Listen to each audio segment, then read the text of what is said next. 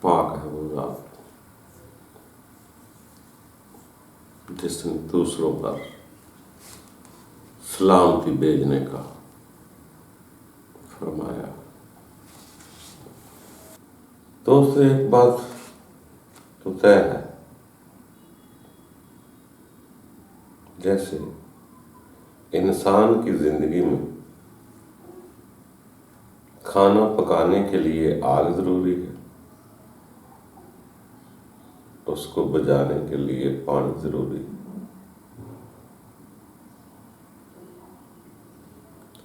دن کو کام کر کے تھک جاتا ہے، اس کے لیے رات بھی ضروری ہے، جاگنا بھی ہے، سونا بھی ہے۔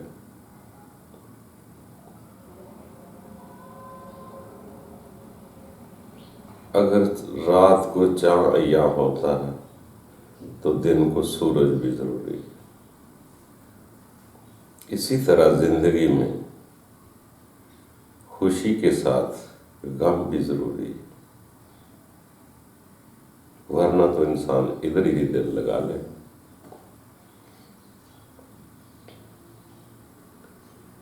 کبھی کبھی ہم سورج کی گرمی کو دیکھ کر ہائے ہائے کرتے ہیں، مگر یہ نہیں سمجھتے کہ اس کی گرمی کا بھی کوئی مقصد ہے۔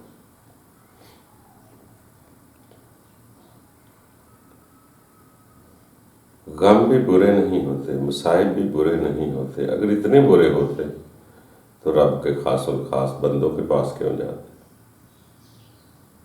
انہوں نے زندگی کو گزار کر ہمارے لیے نمونہ پیش کیا۔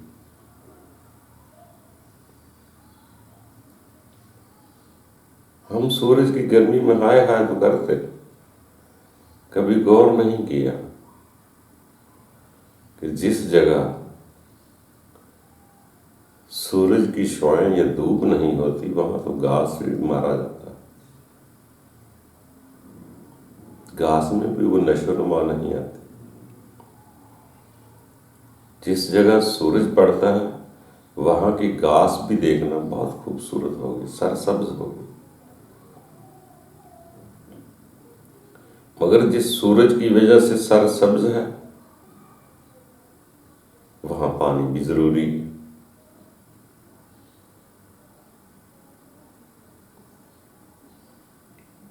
اگر سورج نہ ہو، پانی ہی دیتے رہیں تو گھاس گل جائے گی، زمین خراب ہو جائے گی۔ جیسے مالی کہتے ہیں کہ یار اتنا پانی نہ دو، اس کو بتر بھی آ لینے دو، یعنی کہ خشک بھی ہونے دو۔ یعنی کہ دونوں ہی چیزیں اس گھاس پودے کے ساتھ لازم و ملزوم ہو جاتی ہیں۔ ادھر دھوپ لگی، خشکی آئی، پھر پانی دیا، پھر سکون ملا۔ اگر آپ کہیں پانی ہی دیتے جائیں تو اس کی جڑیں گل جائیں،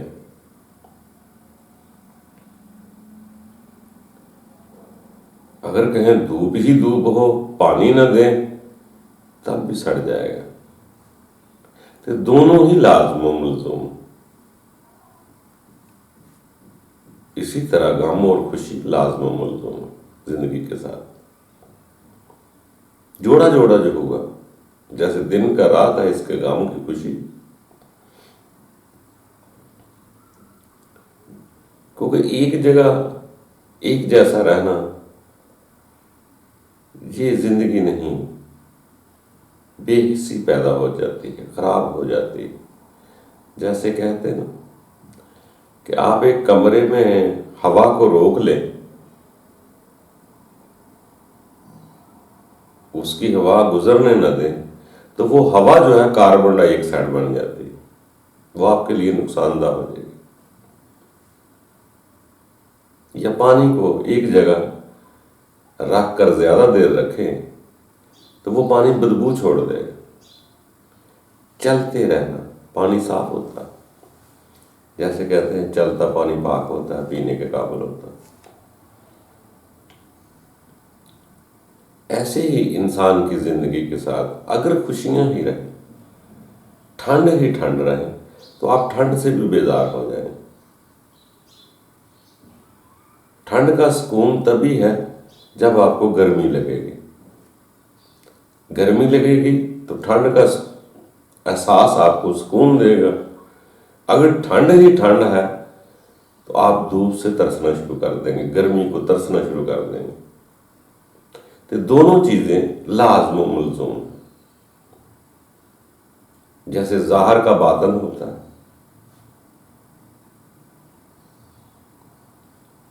یہ بھی دونوں ضروری ہیں. ظاہر تو آپ ہوتا ہے، اندر خالق کی روح ہے. آپ جیسے کام کرتے جائیں گے وہ بنتی جائیں گے.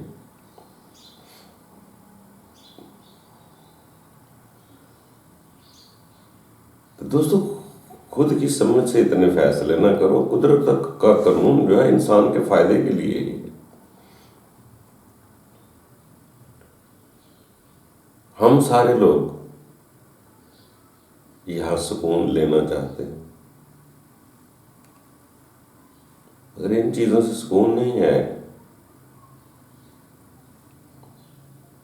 ہم بھی کہتے ہیں ہمیں کوئی غم نہ ہو، خوشیاں ہی خوشیاں ہوں، خوشیاں ہی خوشیاں ہوں. تو جب خوشیاں دیکھ لو تو پھر خوشی کا احساس کیسے ہوگا؟ بلکہ فرمان تو ایسا آتا ہے، ہر غم کے بعد خوشی بھی ہے، ہر غم کے بعد خوشی بھی ہے. غم ہوگا تو خوشی کا احساس ہوگا.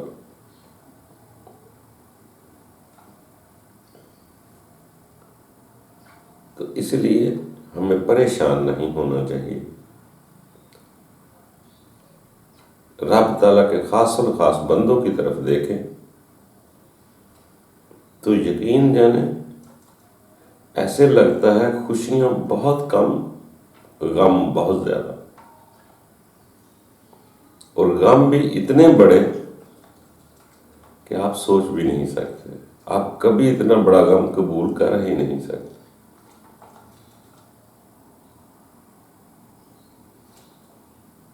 جو ادھر سکون ہی سکون چاہتے ہیں ان کے لیے تو سب سے بڑا غم موت ہے.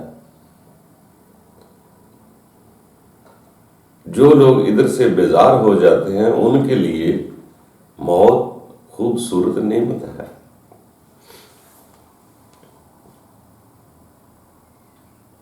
خوش رہنے کی عادت ہوگی تو مصائب میں گھبرا جائے گا.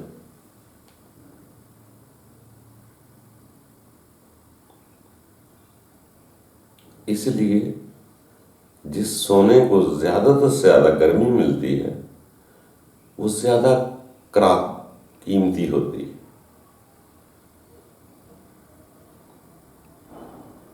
جس فصل کو ساتھ دھوپ بھی لگتی ہو وہ زیادہ سرسبز ہوتی ہے.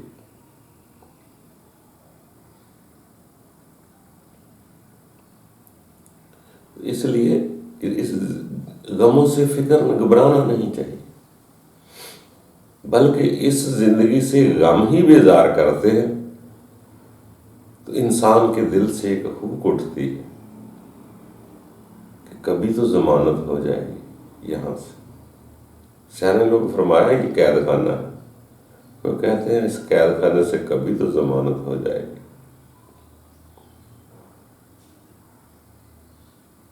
جب ہو جائے گی کہ امید لگتی ہے تو غموں کی فکر نہیں کرتا کہ آخر اختتام کس چیز پر ہوگا. موت پر یہ سے جانے کے بعد ادھر سے جتنے غم ملیں گے اتنے ہی آپ کو آگے جانے کو جی چاہے. ہاں بہت بڑے شیش محل میں رہتا ہے، رہنا تو چلو کوئی بات نہیں، اگر اس کے ساتھ وہ دل لگا لیتا ہے اب اس کا قبر میں جانا مشکل ہے. اگر دل لگا لے گا، اگر اس میں ویسی زندگی بسر کر رہا ہے نہ ہے کوئی بات نہیں، تو پھر وہ زیادہ فکر نہیں کرتا. وہ رہ رہا ہے ٹھیک ہے، نہیں ہے تب بھی ٹھیک ہے. تو ایسے ہی انسان جب یہ دنیا قید خانہ نما بنتی ہے، بیزار ہوتی ہے، بھیڑ کی نزلے سے حقیر لگتی، سیانے آدمی کا فرمان بڑا تگڑا ہے۔ جس چیز کو ہم بہت برا سمجھتے ہیں ہو سکتا ہے ہمارے لیے وہی اچھا۔ یہ بھی فرمان میں آتا ہے کہ بندے جس کو تو اچھا سمجھتا ہے تمہارے لیے برا ہو، جس کو تم برا سمجھتا ہے وہی شاید اچھا ہو۔ ہم برا سمجھتے ہیں اس دنیا کے مصائب کو، اور ہو سکتا ہے وہ اس کو بہتر سمجھتا کہ انسان ادھر سے بیدار ہوگا تو مجھے یاد کرے، اس دنیا سے بیزار ہوگا تو آگے جانے کو جی چاہے۔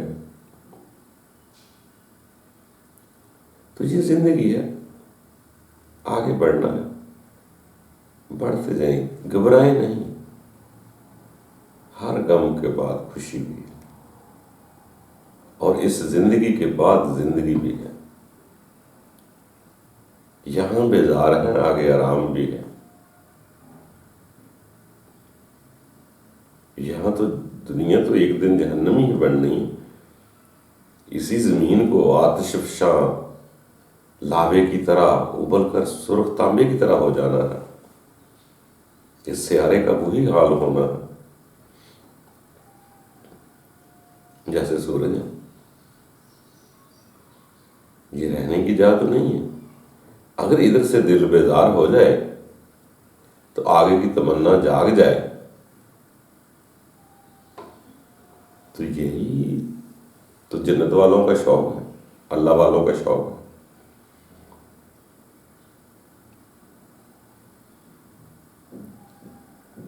اللہ کے بندوں کو تو کوئی ایسا دنیا میں درد نہیں ہوگا جو ان کو نہ ملا، مگر رب نے کہا میں نے سب سے زیادہ ان پر رحمت کی۔ اللہ تعالیٰ نے اپنے بندوں پر کبھی غور کرے تو کتنی رحمت کہا، اچھا مسلمان کہا، یہ میرے ہیں، یہ میرے خالص ہے، میں نے نام دیے، میں نے نام بخشے۔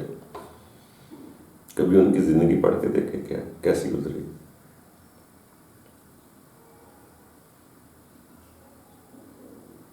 حضرت ایوب کا گھر بار جلا دیا گیا، جسم میں کیڑے چلنا شروع ہو گئے۔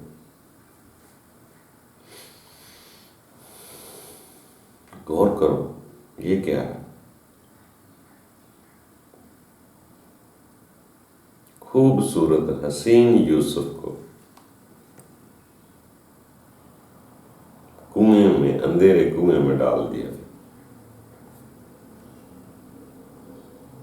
یہ کیا؟ موسیٰ کو بچپن میں دریا میں انڈیلنا پڑا، پھر محال میں پرورش پائی، پھر وہاں سے بھاگنا پڑا، 600 میل تک پیدل چلتے رہے، پریشانیوں میں وقت گزارا، گھر بار چھوڑنا پڑا۔ یہ کیا ہے؟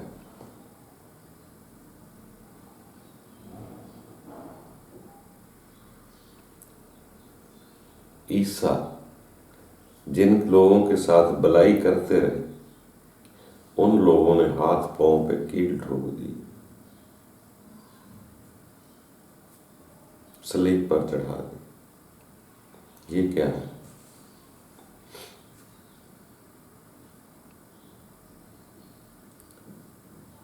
رسول کے بارے میں مشہور ہے، جن لوگوں کو سیدھی راہ سکھانا چاہیے، دکھانا چاہیے،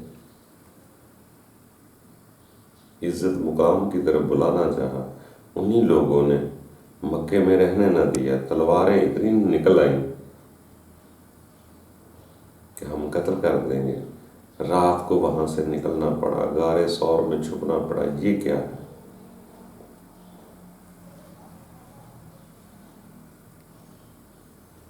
حضرت بلال کو گرم ریت پر لٹا کے مارا گیا۔ یہ کیا ہے؟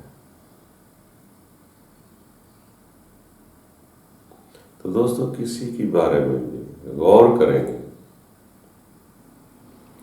جو رب کے بندے ہوئے ان پر مصائب بھی تگڑے ہیں، اور مصائب دینے والے، دل توڑنے والے کوئی دوسرا ملک کا نہیں ہوتا، دوسری کمپنی کا نہیں ہوتا، وہ بھی ہمارے ہاں سے ہی ہوتے ہیں۔ جتنا دل وہاں سے ٹوٹے گا جتنا آپ کا تعلق ہوگا، تکلیف بھی وہی دے گا جو آپ کو جانتا ہوگا۔ جو جانتا نہیں تیسرے محلے کا آدمی مجھے تکلیف بھی کیا دے گا، میں اس سے دکھ بھی کیوں محسوس کروں گا؟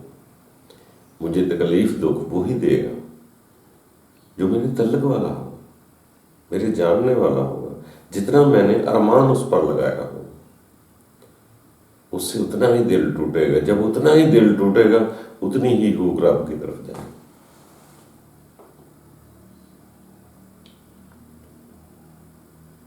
کیونکہ میں ہی غلط فہمیوں سے اس کے ساتھ لنک بڑھا رہا تھا۔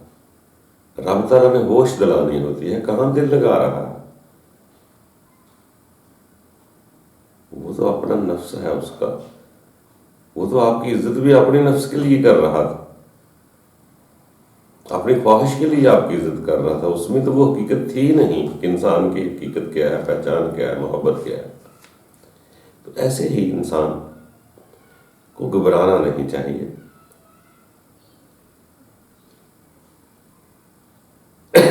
گرم سیک آگ یہ بھی بہت کچھ سکھاتی ہے، ورنہ تو انسان اپنوں کی اقربا پروری میں ہی گم ہو جائے۔ اگر وہ تپش کی آگ نہ جلائے، وہ اپنا ہونے کا احساس دلاتے ہیں۔